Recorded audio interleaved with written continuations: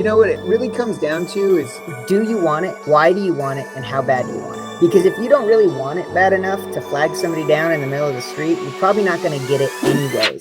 So you're considering getting into real estate investing and you want to know how to analyze a multifamily property. Well, you're in luck because in this video, I have one of the top investors right here in Nashville, Tennessee, and he's going to take us through how he analyzes a fourplex, start to finish. Let's get into it. But I want to hype you up. So pretend like I'm your hype man because I'm about to be. I think it's very impressive. You just came here from California. Probably, when did you move here? February. It'll be 2 years. Okay, so I've actually been here longer than you. I've been here 3 years. So you came here with nothing really, no teams, nothing, and you've built an incredible business, on your own since you've been here in a totally new space. Yeah. So since I've been here, I've purchased 2 short-term rentals. I've purchased 1 long-term rental. I've flipped 9 houses in the last 24 months. And really, I'd say the majority of that has taken place in the last 8 months. Because the first year, it took me a long time to get my traction. You know what I mean? So I got out here, didn't really know anybody. The first thing I did was, I was like, I probably messed around for like 3 months going, yeah, I really need to do some stuff or whatever. And then finally I was like, man, I'm sick of this. So I found somebody at my church that was a flipper. I knew he was a flipper. I asked him if I could ride with him one day. I rode with them. I kept talking to him. I finally hit him up. I'm like, man, I want to buy a house. He had told me, he's like, I got 9 houses right now. And he's only flipping like 2 at a time. So I knew he had inventory, right? So I'm like, look, I know that you got inventory. I want to work with you. How about I will rehab the houses for you and, put the crews together or whatever. And, you just pay me off the profit of the house. I'll work for free basically. And he's like, let me talk to some people. He came back. He's like, yeah, I appreciate your offer, but no, but I will sell you a house. Right. So I'm like, fine, sell me a house. I'd love to have a house. So he's like, I got this house. It was in Chapel Hill and he did all of his stuff in like Lewisburg and Shelbyville. So it's like an hour outside of his area. And it had been sitting there because he never got to it. You know what I mean? So I was like, I'll take that straggler. You don't want to give it to me. So I found out he had bought this house from a wholesaler for $110,000. He sold it to me for $160,000. So he marked it up $50,000. And this is this is a small house. It's not usually when you're wholesaling houses that are that small, you're not getting $50,000 assignment fees. So he basically was like, I'm going to make all the profit that I would make flipping this off this guy just selling in the contract. But I said, listen, Brian, I don't care if I don't make a penny. It doesn't matter. I know I need to get into motion. I was like, motion creates. I need a motion. Motion breeds more motion. I need some momentum. I need to get busy. I need to get my hands dirty. I didn't have any contacts, any of that. But I just bought the house. And then I had a guy that had come to do some construction work at my house because I wanted to get a bid to do a room in my house or something. I only had 1 company that actually came out of the 20 people I called, the 5 people that showed up, that actually somebody came out and actually measured the space, gave me a quote. And then they had to sign somebody to finish the room, a project manager. So I called him up. I'm like, Mike, I just bought a house and I need to fix it. Like, can you help me out? And he's like, yeah, man, I could do some side work. So I ended up talking to him. He decided to do some parts of the house. So through him, I talked to a couple other people that he had known. I went to Home Depot. I put bandit signs inside Home Depot that said like, investor looking for contractors, call, with my phone number. Got phone calls off that. I put them on the side of the road. I put out Craigslist ads. The best people that I got to help me rehab the properties where I'm driving down the street and I see a white van with a ladder rack parked on the top roof. Mm-hmm. I pull over on the side of the road and I just go up to them, walk up to whatever job they're on. I'm like, hey man, I need your card. Give me your number. I saw one guy was like fixing a mailbox in the east side of Columbia. I stopped in the middle of the street, got out, gave him my card, got his phone number. He ended up doing a bunch of masonry work on one of my jobs. So just a matter of literally just stopping people in the street to pull together the connections to make the deal work. So long story. What a great story that is, man. You actually took some action and made it happen. That's Yeah. awesome. Yeah. Whatever it takes. It takes what it takes, right? People think it's gonna, they don't expect it that they're gonna have to go to such lengths to, I think, get some stuff done. But it takes what it takes, not what you think it takes. You know what it really comes down to is, do you want it? Why do you want it? And how bad do you want it? Because if you don't really want it bad enough to flag somebody down in the middle of the street, you're probably not going to get it anyways. Because especially when you get into business, it's not all cake. Things get tough. And if you don't have a very definitive reason as to why you need to push through, you probably won't. You'll quit. And then you'll be like everybody else. So what separates you from everybody else is how far you're willing to go when things get tough. And are you willing to push through to earn the experience necessary to be effective and efficient in the space? This is what I always tell people, Nick. Hard things, like difficulties, challenges, is what life puts between you and everything you want to make sure you deserve it. And if you're not willing to get through it, then you shouldn't have had it anyways, I love it. Gosh, Patrick, you're dropping bombs here, dude. We just made a second video, by the way. So what are we going over today? All right, so we're going to underwrite a 4-unit right now. And here's the thing, when we go to find properties, sometimes you want to basically do like a back of the napkin on a property, a really light, quick underwriting, just to determine whether or not it's even something that you want to offer on. And so today we're going to go through the MLS, take a look at a property that's currently listed, and just do a quick high-level underwriting on it just to determine whether or not this is even going to be a good deal before we reach out to the agent or call the property owner, just to determine like, what can we actually offer on this? Is this even going to work out? Are we in the ballpark? So we're going to go through those steps. Usually you want to do this pretty quickly, because the concept when you're looking for investment properties is to make as many good offers as you can in the shortest period of time to determine whether or not there's sufficient interest from the seller to actually let the property go at a rate that you're going to be able to make money. Right. And so what you don't want to do is you do not want to sit and fully underwrite everything that's out there and then go and make an offer, and then they go, we're not even in the ballpark, and you waste all your time underwriting. So quick back of the napkin, figure out if we're in the ballpark. And then if they say yes, and we get into like the second phase, then we'll go into a much deeper dive into the underwriting process and do our due diligence. That would be like the second step, verifying the information and all of that. So, sweet. So this is the very first step. So we found the deal on the MLS. Now we want to see if it's going to fit our numbers so we can make our first offer. Yep. So I'm going to go ahead and grab the screen. I'm going to use a blank Excel spreadsheet and type in as I go, so you see the types of things that we need to look at. And I'll show you a couple of the websites that we're going to go to just to get high level numbers. All right. So we're going to use the MLS. I came across this 4-unit here in Columbia, Tennessee. Remarks say investors, 1-story home, 3 units, 1 2-bedroom, all have 1 bathroom. 4th unit is another building on its own next to the main house. So on the MLS. So deals are still found on the MLS. Oh, all the time. Awesome. And the number that they're asking here is actually not too relevant, except for we're going to need this number to do our baseline underwriting. So let's say we want to go, hey, is this a good deal? Is this fourplex at $319 a good deal? At first glance, you might go, it seems like it. That's less than $100,000 a unit, but who knows? There's quite a few factors that are going to go into whether or not this is actually going to be a good investment. So we're going to cover those factors here. The first thing you got to know is, if we're going to invest in this for cash flow, we've got to know how much we can earn off of rents. So there's lots of different places to find that. One of the easiest places to find it is a website called, just for quick underwriting, Rentometer.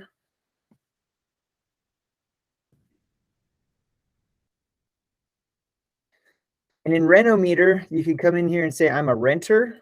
I want to rent in Columbia, Tennessee. And my current rent is, say, $1,000. And I'm looking for a 2-bedroom, 1-bathroom place. So let's check the rent. All right. So your rent seems to be a good deal. The average rent in Columbia for a 2-bedroom, 1-bath is $1,238. The median rent is $1,200. So we can go back and we can change this. What if it's just a 1-bedroom, 1-bath? Let's check the rent.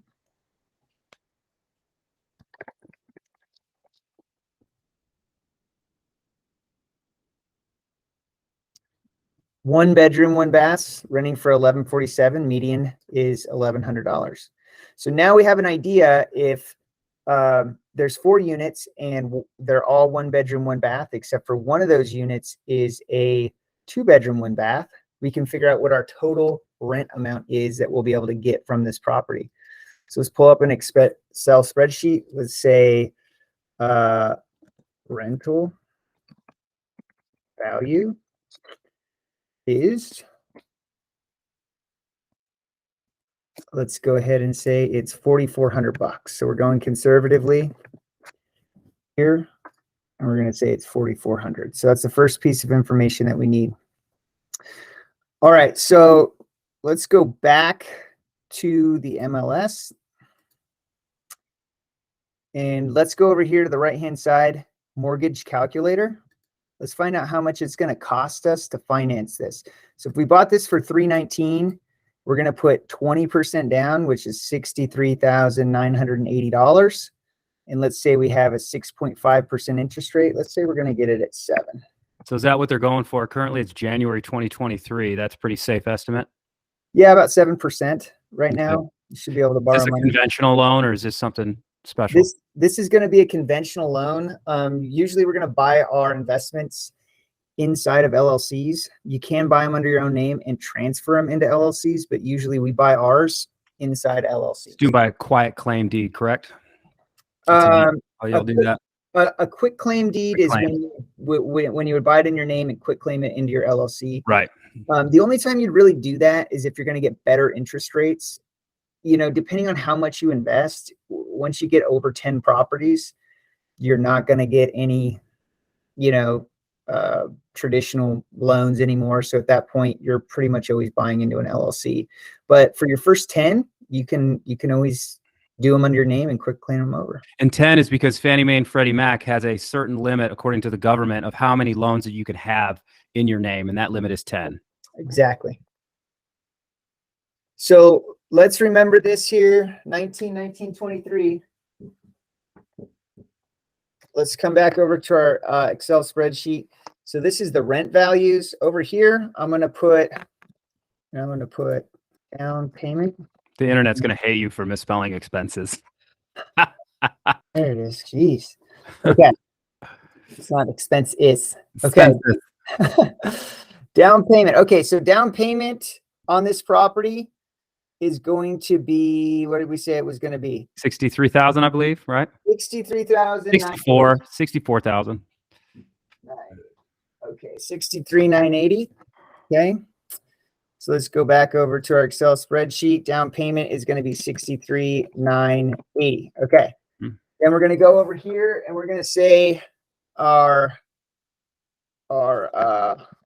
mortgage is, what did we say it is? 1923. 23. Okay, so we've got our down payment, we've got our monthly expenses, and we've got our rental value over here.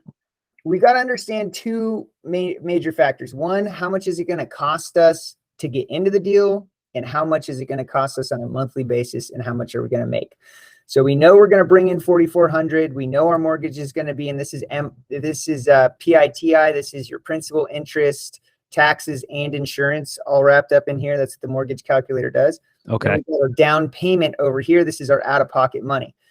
Okay, so besides our down payment, there's a couple other things we're going to have to pay. We're going to have to pay closing costs. Okay, so closing costs on average are going to be 3% to purchase the product, 3% of the total purchase. Okay, so we're looking at roughly $10,000 to get into this deal. All right, and then in addition to that, this property looks like it needs some renovations over here. So let's go back and take a look at the property itself and see what do we think we're going to need to spend on this deal. All right. Now, granted, I'm going to set you up for this. Patrick has his own construction company as well. So he is very accurate when it comes to determining the price per square foot that he's going to pay for a full flip. Because I know that a lot of investors, especially guys that are new, just learning how to do this, which I assume is going to be a lot of viewers, they have a hard time estimating the construction costs. So Patrick, based on, you know, his resources, it's a pretty accurate estimate. Yeah. So few things regarding this property. It's got a metal roof. So what we want to do is we want to look at the ceilings and see if there's any clear signs of like decoloration, to see if there's water leaking through the roof into the ceiling. Looks like there's a little bit of water here. We don't know if that's already been repaired or if that's, you know, actively leaking. You can see in the bathrooms what types of fixtures they have, what types of walls they have, wood paneling here that's been painted over. Right here, this is important. You see here, there's a window unit, and I didn't see any central AC on the exterior of the building. So it looks like there's probably no central air conditioning. It's probably all window units here. Is that something we're going to add potentially, or are we going to keep the window units? You know, on this particular deal, probably would not add central HVAC. I would probably take a look at these units, make sure that they work. If need be, maybe add some new ones, but I wouldn't go through the expense initially to add AC unless I absolutely had to rent the units, which in this case, I don't believe that we would need to. Because our end game is to hold this and rent it. Our end game is not to flip this. Correct. Correct. So we've got, these are called drop ceilings. Basically, usually you see this when there's actually really tall arched ceilings and they want to reduce the amount of space inside because it's a lot less expensive to heat and cool. So they'll come in and they'll put these ceiling tiles in to reduce the amount of space that they like need. An office building. Exactly. And there's a lot you can do with that. You can drywall it. You can get new tiles. You can open it back up. This unit clearly needs some paint. These wood floors can be, you can lay LVP over these, or you can come back and sand them and just polish them up. What would be the easier option in this case, you feel? If you don't need to repair any of the wood, it's probably about the same price to sand them and polish them as it would be to put LVP in. I would say that wood's obviously a little bit nicer for the renter, but LVP is a lot more durable. In this case, because most of the floors, besides that one unit, you got varying floors throughout here. These floors look pretty nice. I'd probably leave these as wood. I'd probably throw some LVP over here if I needed to put anything in, depending on what it looks like when we get in. Put some LVP right here. Bathroom looks like tile. Basically what I would do is I would just estimate my standard price per square foot for flooring, which is about $3 a foot installed for the entire 3,100 square feet of this, and then decide what I want to do when I got in there. All right, so we need flooring, we need paint. Windows look like they are already vinyl. There's some wood there. That one doesn't. Yep, these are wood. But, you know, if they're not broken at this point, they can just be cleaned up and painted. Really high ceilings. Looks like, I don't know what's going on here. This shower is probably going to have to be fixed. This looks like it's just drywall. So maybe a little tiling there. These floors have already been replaced here. You can see that. Does this look like somebody was already trying to rehab it? This looks like there's long-term renters and they moved out and they just didn't put anybody in there. That's what it looks like. So based on this, I go ahead and say I'm going to use about $63,000 in cleanup here.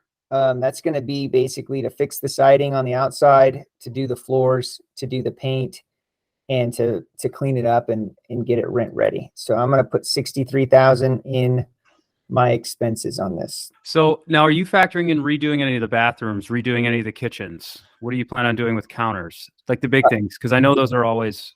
Yeah. So because this is a cash flow deal, and because we're trying to get renters in, and because the rent's relatively inexpensive, I'm not going to move anything in the bathrooms. I'm not going to move any of the electrical. I'm not going to move any of the plumbing. Depending on when I get in there, I may need to get a new vanity.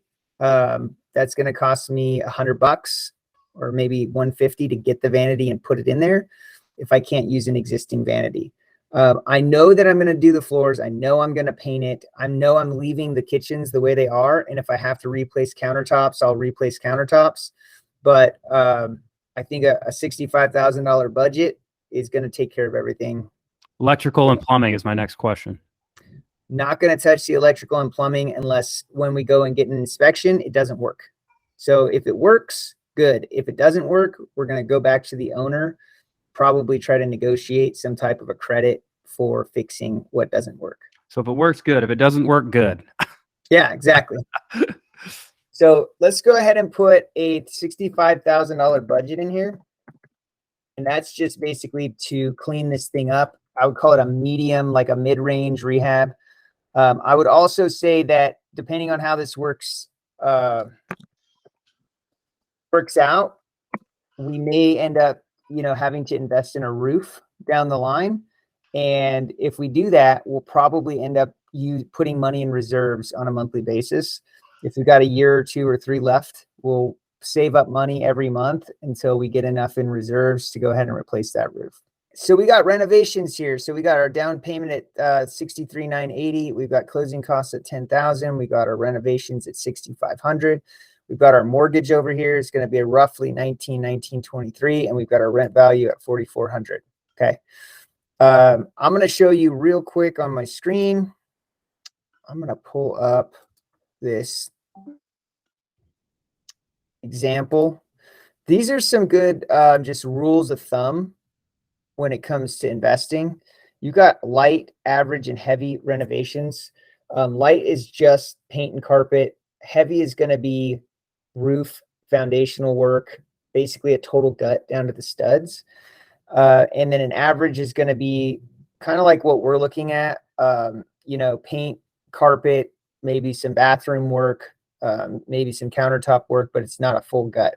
So if you see here, under 1,500 square feet, 15 to 2,500, 2,500 to 3,500. This is where we are. There's 3,100 square feet of space here. So I put in 65 on an average rehab, meaning we're not going down to the studs, but it's a little bigger than light. We'd be at about 62,500. So I put 65. That's awesome. That's a super valuable sheet. Thanks for sharing that. Now, I just want to be clear with all the viewers too. So this is not a flip. This is somewhat of a flip. The plan with this is to put people in it, rent it, and do what's called a BRRRR. So that's buy, rehab, rent, and then refinance. So to refinance, what we're going to do with the refinance is as soon as we have renters in it for a little while, we're actually going to put a bank loan on it, pull all of our money out, and move on to the next one. And now we have a cash flowing property where the bank is holding the note instead of us. If we were to flip it, Patrick, like if we were to turn around, put it on the market and sell it for a higher value, would we probably go with a higher rehab cost down to the studs in a property like this? Only if the market would bear it, So at the end of the day, if you put a ton of money into this thing and it's still only going to rent for $1,200 a month, no investor is going to pay more than what it's going to cost them to get the note on it, right? So if we dropped 150 grand in this thing and now we're in it for 400 grand and it's still only bringing in 1,400 or $1,500 a month, it's probably not a good deal at that point. That's a great point. Yeah. So you got to look at the deal for based on, what you're trying to do with it and if it's going to make sense. So far, I think this deal makes sense, but we'll find out shortly how much sense it makes. All right. So coming back here to our expenses sheet, there are a couple other expenses, that you want to consider, but for the purposes of just doing, again, a back of a napkin to determine whether or not we should even make an offer on this property or what the offer should be, this is really all the information that you need. And I'm going to show you how to use it. So what we want to find out is how much is it going to cost us to get into this thing? So if we come over here and we sum these things up,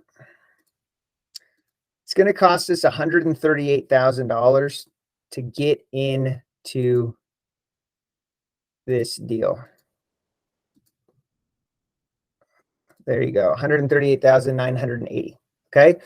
The rent is $1,440 and the mortgage is $4,400 and the mortgage is $1,919. So what we need to do is we need to find out the difference between the mortgage and the rent.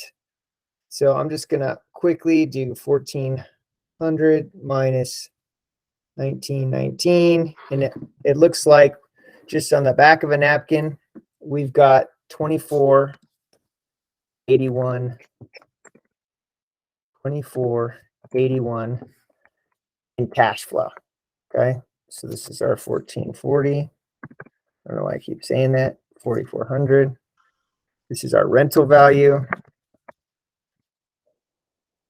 This is our mortgage, and this is our potential cash flow. Okay, so any investor knows they want to make at least 10% on their investment into the property. So what we got to do is find out is 2481, 10% or more on an annual basis, basically return on our initial investment of 138,980.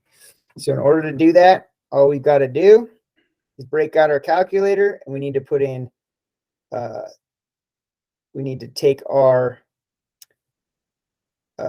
2481, multiply that times 12. So we know we're going to earn 29,772. So we take our monthly net per year profit, we multiply it times 12. So per year, we're going to end up with 29,772. And we're going to take this total investment of 138,980, and we're going to divide that into 29,772. It's going to tell us what percentage that is. So I'm going to divide 29,772 divided by 138,980, and my answer, 21%. 21.4%. So now listen, guys, I'm going to speak to that real quick. This is what's called a cash on cash return. This is the return you would make if you put your money in the stock market over the course of a year. You can make 5, 6, 7% on your money. We're saying here, this deal is going to give us 20% on our money. That's not the only place we're making money, though, with the deal. We're also saving on taxes, and we're also doing receiving what's called appreciation. So that property value is going to come up as well as equity pay down. So there's 4 different ways, really, we're making money. Cash on cash return, equity pay down, tax savings by having it, and appreciation. So this is the power of rental properties and why they're the most solid investment I feel you need to be into to build wealth. Yeah. So here's the deal overall. If we're just looking through the MLS and we're going, hey, I wonder if this is a good deal. This is basically what you do here. And I'll just sum it up to you in a few quick bullet points. So first of all, you determine how much rent money you can get for the property. So you go on a Renometer, you go on the MLS, and you say, hey, what are 1 bedroom, 1 bath, or 2 bedroom, 1 bath renting for in Columbia? And you find out what those rents are. Okay. Then you figure out how much it's going to cost you to get into that deal.